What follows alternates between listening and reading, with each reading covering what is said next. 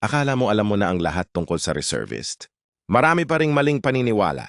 Myth versus fact tayo. Unang myth, kailangan daw matangkad para maging reservist. Mali. Para sa Marine Reservist, walang height requirement. Sunod, akala ng iba para lang ito sa mga bata, hindi rin totoo. Pwede kang mag-apply hanggang 64 years old basta physically at mentally fit. May nagsasabi rin na kapag reservist ka, full-time ka na agad. Fact, part-time service ito, activated lang kapag may training o mission. Isa pa, bawal daw ang tattoo, mali ulit. Allowed ang tattoo basta hindi obscene, extremist o gang-related. At huli, akala ng iba walang training, meron. Dadaan ka sa BCMT kung saan hinahasa ang disiplina, physical fitness, at military basics. Ang reservist ay civilian sa trabaho, sundalo sa tawag ng bayan, walang shortcut, proseso, disiplina, at serbisyo. Follow Semperfi Channel para sa tamang impormasyon, hindi haka-haka.